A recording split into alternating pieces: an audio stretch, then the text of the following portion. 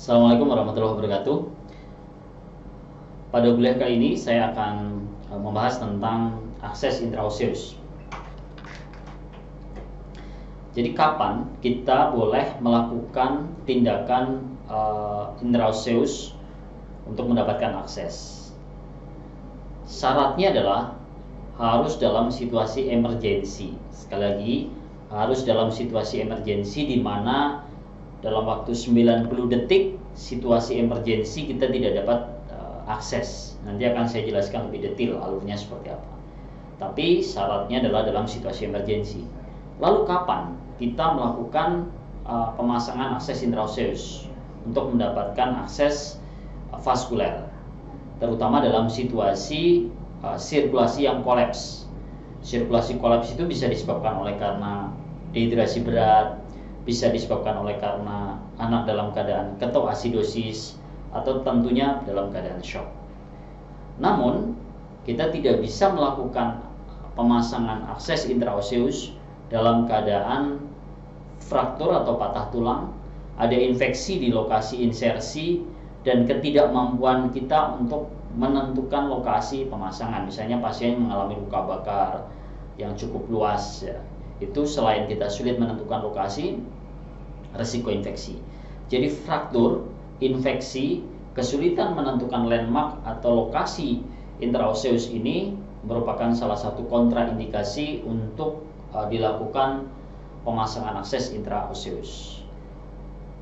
Lalu tempatnya di mana? Tempatnya di mana? Memang ada beberapa tempat yang direkomendasikan untuk memasang akses intraoseus, ya. Bisa di tibia, bisa di femur, bisa di humerus, bisa di sternum, bisa di sias. Namun apakah tempat-tempat ini boleh semuanya dipasang intraoseus pada anak? Nah, ternyata tidak semua tempat boleh digunakan sebagai tempat insersi atau tempat untuk pemasangan akses intraoseus. Pada anak, akses intraoseus itu hanya diperbolehkan pada bagian distal daripada femur, proksimal tibia, dan distal tibia.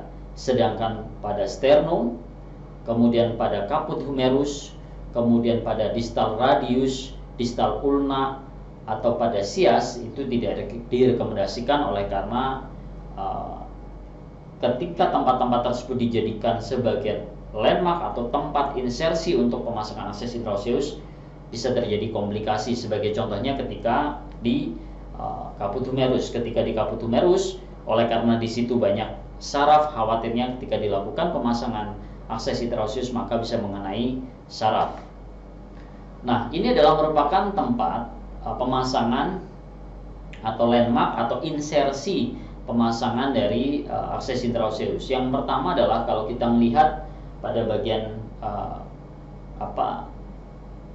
distal daripada femur. Jadi pada distal pada femur itu sekitar 1 sampai dengan 2 cm di atas patella. Kemudian yang kedua adalah pada distal, yang kedua adalah pada proksimal tibia. Proksimal tibia itu landmark atau patokannya adalah tuberositas tibia. Tuberositas tibia itu area yang menonjol pada bagian tibia kita, kemudian turun sekitar 2 sampai dengan 3 cm, dan bagian medial itu merupakan tempat untuk insersi intraoseus. Nah, kemudian bagian distal daripada tibia.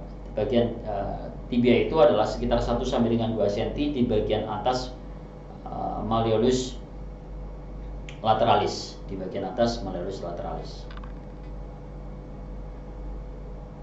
Maaf, di bagian 1 sampai dengan 2 cm di bagian atas malleolus medialis. Nah, ini adalah beberapa tempat yang bisa digunakan sebagai landmark untuk memasang akses intraoseus pada anak. Yang pertama adalah 1 sampai dengan 2 cm di atas patella, kemudian yang kedua adalah dari tuberositas tibia turun sekitar 2-3 cm dan arah medial, kemudian 1 sampai dengan 2 cm di atas malleolus medialis.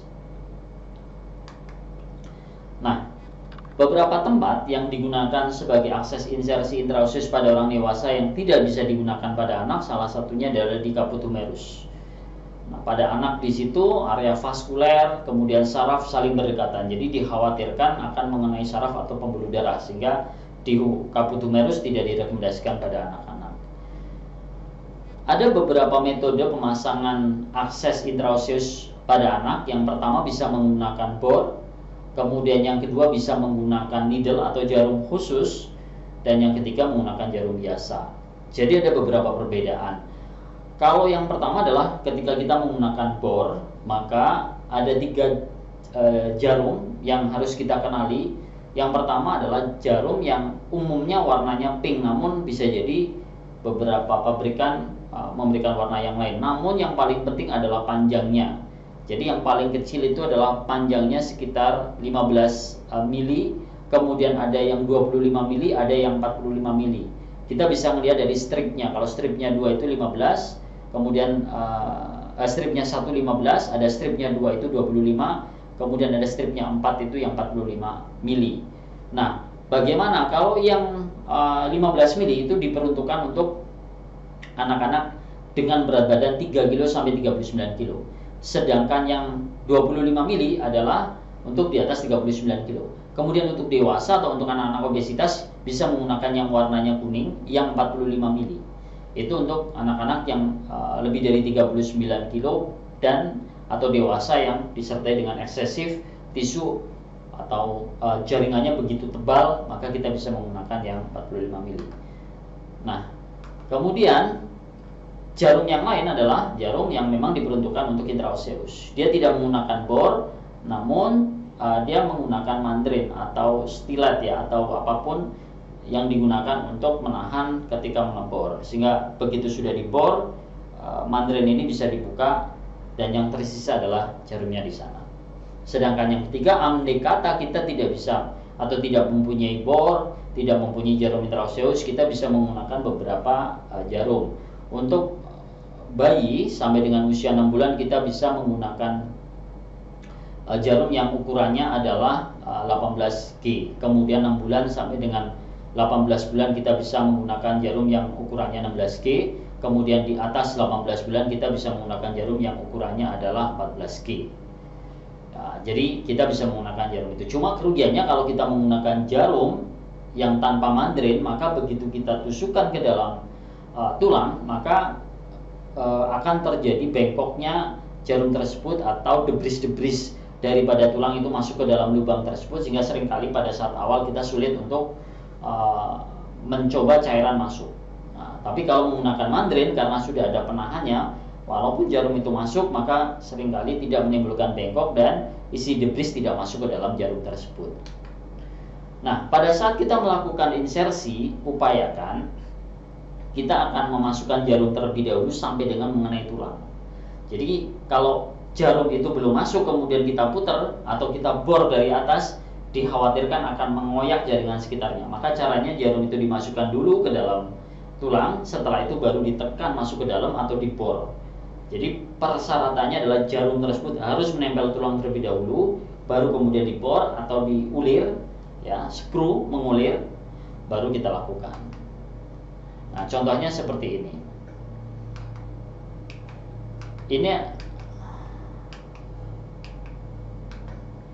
Ini adalah cara memasang akses vaskuler.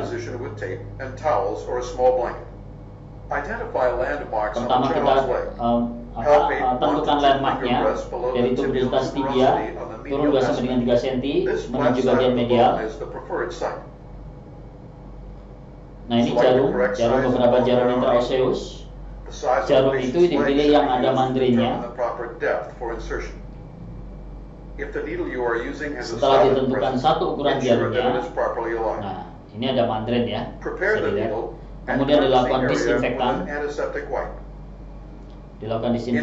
dan kemudian kita melakukan penguliran atau screw.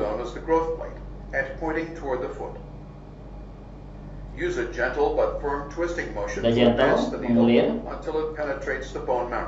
Kemudian bagaimana dikatakan berhasil kalau kita menemukan tahanan pertama? Krek, jangan lanjutkan, karena kalau dilanjutkan akan terjadi double puncture. Krek, akibatnya terlalu berlebihan. Setelah terpasang, kita pasangkan dengan akses infus, kemudian jangan lupa dilakukan aspirasi terlebih dahulu. Dan apabila terasa berat atau buntu, kita boleh mendorongnya, karena cairan ini tidak masuk ke vaskular tapi ke tulang, boleh didorong untuk memastikan bahwa debris itu tidak ada pada jarumnya. Nah, akses intraoseus ini ada pertanyaan, apakah hanya bisa dilakukan pada anak-anak? Tidak. Di luar negeri pun akses intraoseus itu bisa dilakukan untuk pada orang dewasa atau dewasa muda ya, karena anak adalah usia 0 sampai dengan 18 tahun, terutama pasien-pasien yang mengalami sepsis dan lain sebagainya, aksesnya kesulitan boleh dilakukan pemasangan. Seperti pada gambaran berikut ini.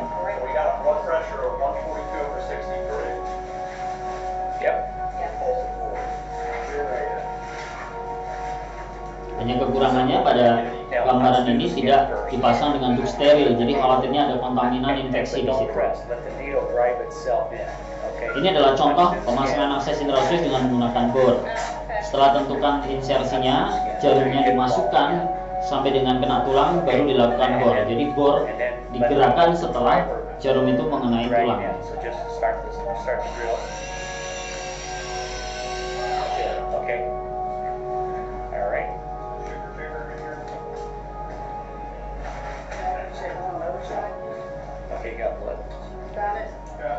Dan kemudian kita akan mendorong diaspirasi terlebih dahulu, setelah itu baru kita dorong dengan menggunakan cairan. Nah, keuntungannya kalau kita menggunakan bor, jarum-jarum itu akan lebih paten untuk terpasang dibandingkan kita menggunakan yang sistem mengulir, terutama yang bukan jarum intraoseus, terutama kalau kita menggunakan jarum yang bukan intraoseus. Banyak pertanyaan, apabila kita menggunakan bor, apakah tidak berbahaya? Banyak orang tua yang mengatakan, apakah tulang anak saya tidak retak? Kita lihat aja percobaan saya menggunakan tulang. Jadi kalau menggunakan tulang ini, ternyata menggunakan telur, begitu dibor telurnya juga tidak pecah. Ya, telurnya tidak pecah.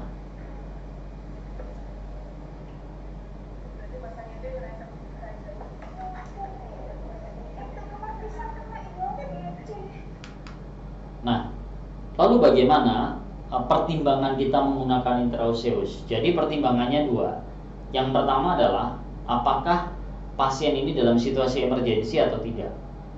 Tentunya intraoseus itu memegang peranan pada saat keadaan emergensi. Pada saat elektif atau tidak emergensi tidak disarankan. Pada saat elektif, ketika dalam waktu 3 menit atau 90 detik kita tidak bisa mendapatkan akses, maka kita bisa memilih menggunakan intraoseus atau akses sentral. Apabila ada orang yang ahli atau bisa memasang akses sentral pada pasien ini, bisa dicoba. Namun kalau tidak ada, bisa digunakan akses intraoseus. Dan akses intraoseus ini terutama di daerah-daerah pedalaman yang membutuhkan akses cepat pada pasien dengan shock, banyak menyelamatkan pasien. Ada sebuah penelitian sebenarnya membandingkan antara pemasangan akses vaskuler yang menggunakan pembuluh darah, memasang infus pembuluh darah atau dengan intraoseus. Angka kegagalannya cukup signifikan ya. Kalau yang menggunakan pemasangan infus yang konvensional biasa, kegagalannya 33%. Tetapi akses intraoseus itu 0%. Dan waktunya kalau memasang infus biasa itu adalah sekitar 129 second. Sedangkan pada ini hanya butuh 67 second. Ya. Kemudian rentang waktunya adalah kalau intraoseus biasa adalah 45 sampai dengan 225, kalau vaskuler biasa, kalau intraoseus adalah 30 sampai dengan 150 second. Tapi intraoseus ini memang merupakan akses untuk mendapatkan atau memberikan cairan secara cepat dan tidak bisa digunakan berlama-lama. Mengapa? Karena risikonya kalau berlama-lama digunakan bisa menimbulkan infeksi. Ada beberapa literatur yang menyebutkan 4 sampai dengan 6 jam sudah diambil, ada literatur yang menyebutkan 12 jam. Namun bagaimanapun apabila kita ingin mendapatkan akses yang paling mudah, semua orang bisa dilatih adalah dengan menggunakan akses intraoseus ini. Terima kasih. Assalamualaikum warahmatullahi wabarakatuh.